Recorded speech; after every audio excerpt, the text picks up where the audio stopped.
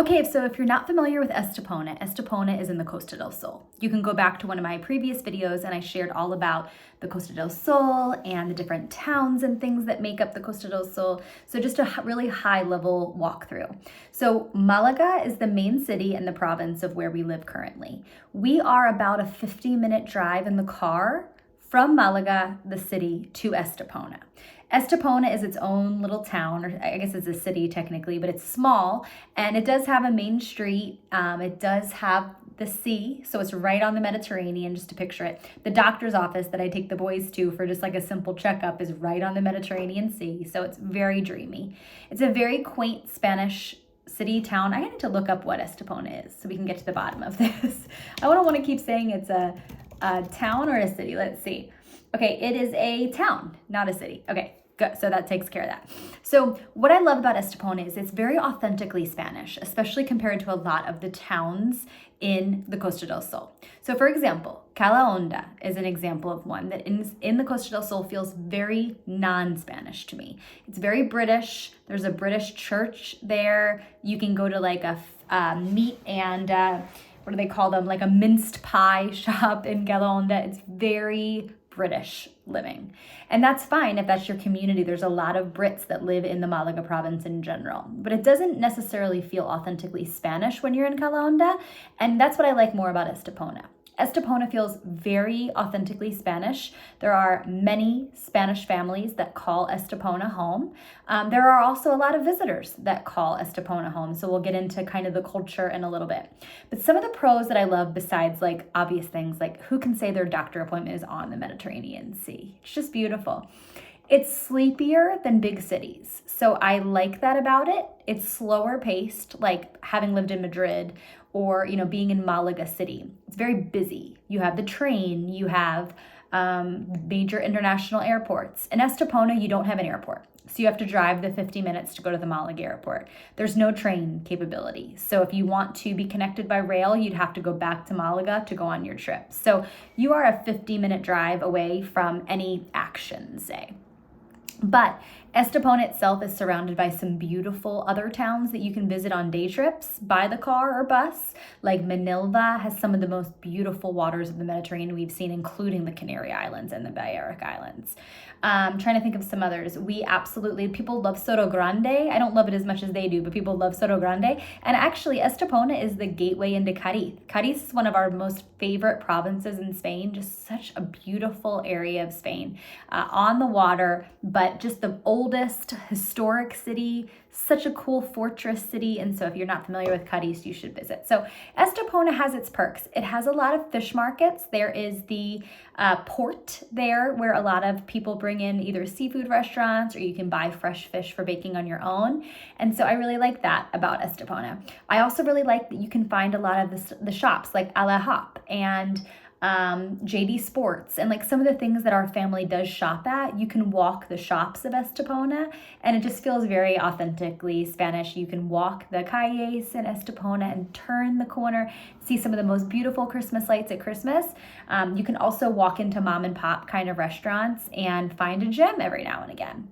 Now, I will be honest, I don't find Estepona to be a booming metropolis for foodies. So I lived in Madrid where we could take the train into the city and accidentally stumble upon a Michelin star restaurant and be like legitimately on every corner the most delicious food we've ever had. You don't have that kind of experience in Estepona. We've had some misses, like we've eaten at some places and we've thought, nah, don't love it. But we've also eaten at places like La Tarantella, which is an amazing, really cool, located on a corner Italian restaurant we've taken friends to, and it's a really good gem. So you have to kind of just keep trying in Estepona to find what your local favorites would be. You can obviously get like helado, so some ice cream on the beach, and just enjoy that you're walking distance to the Mediterranean. And something that's cool about Estepona is in the background of Estepona, you see Gibraltar on really clear days. So Gibraltar is the British territory that is owned by the UK but is connected to Spain. We actually did a day trip into Gibraltar that I'll highlight here at some point. And it's such a mind bender because you're seeing UK flags but with palm trees, right? It's just, and people are speaking Spanish, but they're kind of speaking Spanglish. It's so cool. So that, and you can also see the tip of Morocco. So we'll be going to Morocco while here in Estepona too. So cool. Those are some of the things that I love about it. Some of the things that are the culture in Estepona that I don't love as much as I thought I would is the culture in general. So we talked about how it's very authentically Spanish, and it is. You see the abuelas and the abuelos pushing their rolling carrito to the supermarket. You see locals that live here year round, but unfortunately, because it is the Costa del Sol still, you will still experience like maybe 50% rentals in the summer. Like half of the occupants are renters. And that means the half of the year that's not high season, no one lives. It's very unoccupied. And so currently we live in a suburb of Estepona. We are in Cancelada. There are Cancelada, Selwo Hills, El Paraíso are kind of probably the three, Benavis, I would include, are kind of the four big suburbs of Estepona. They are the areas, the little towns within town. They're not really towns. I guess I could call them villages that you could live in Estepona. We chose Cancelada.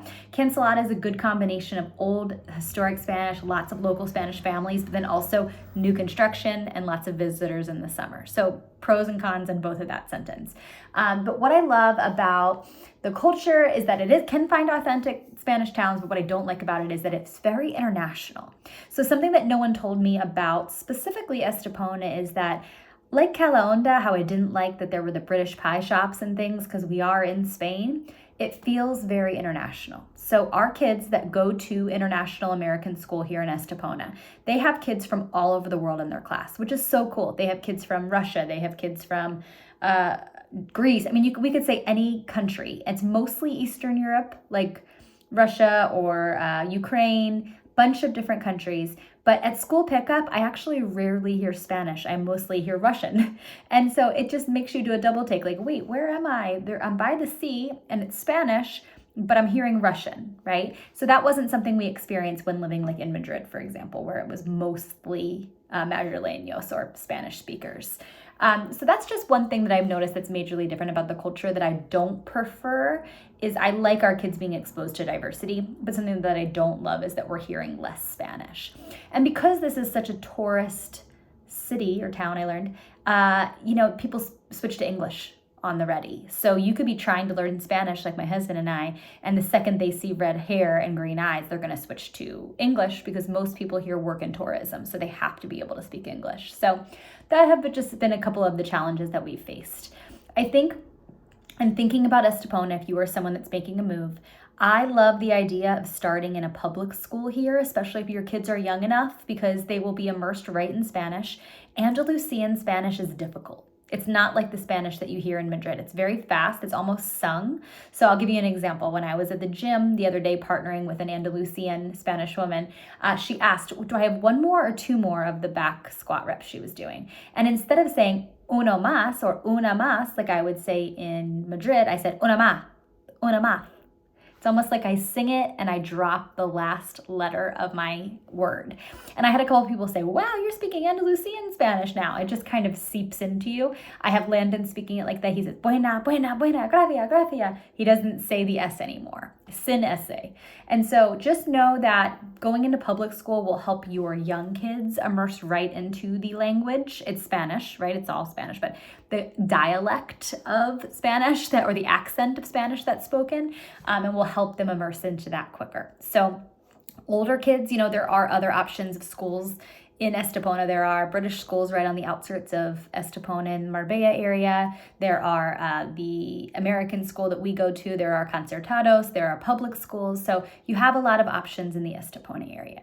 I think at the end of the day for our family, we're so grateful that we got to experience what it was like in Andalusia because Spain so many parts, right? Northern Spain is so different than Andalusia down south, which is so different than Madrid, which is so different than even the towns around Madrid are so different than Madrid, right? I guess like the US, you go to different areas and all the states are so different. But what we learned for our family is that we loved Estepona and we've been so grateful to have our time by the sea here and to have better weather. The weather is San Diego vibes where there's mountains and beautiful sunrises and sunsets. just more moderate temperatures. Even in the summer, it's not super hot. It's very manageable. So I like that a lot about Estepona weather. I think one thing that's difficult if you like seasons is it won't change. So trees won't change. In the spring, the trees won't change. Fall, no fall colors. So as long as you're someone who's okay with tropical temperatures, then you will enjoy Estepona. But for our family, if you missed our announcement, we are moving back to Madrid. And so while this video is a highlight of Estepona, we are grateful for the time in Andalusia and the kind Andalusian Spanish people we've met, the people we've met through our American school, through our gym, through our football team, through paddle, just our neighbors. Everyone we've met in this season has been wonderful.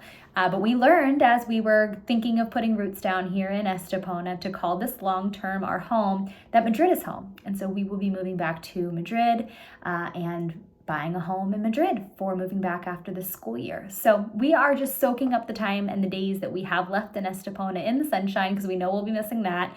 When it rains here too, it's like a really cozy rain. So I think I'll miss that, where in Madrid, it's like a freezing, miserable rain. So there's so much to Estepona to love. And, I think for families looking for sunshine and looking for being by the sea and slower pace of life and maybe not focusing on Spanish immersion and language immersion, then this would be a really, really good fit for you and your family. Also, you'd have to be someone who's okay driving a lot to and from the airport and not being connected to like a big city kind of feel. But if you're looking for simple, this definitely would provide simplicity to the T. And so I'm so grateful to continue to have several months to explore Andalusia. I'll have many more location highlights coming up of the areas that we go, like Ronda around here. It has been so cool to visit besides Cadiz. We're getting ready to spend the Christmas season looking at the Christmas lights in Malaga, the city. And so just so much more fun to come. So if you are someone who's considering a move in 2026 to Spain, there's a lot changing in legislation, especially with the digital nomad visa. Let's connect now so I can get you in contact with my visa lawyer. Also, financial planning for budgeting for moving is really big for 2026. So we need to start talking about that. If you're looking for a realtor in the Estepona area, I also have someone I really recommend working with. So at any time, reach out to me for a coaching call, reach out to me with email. I'm happy to help you along with your journey to move to Spain too.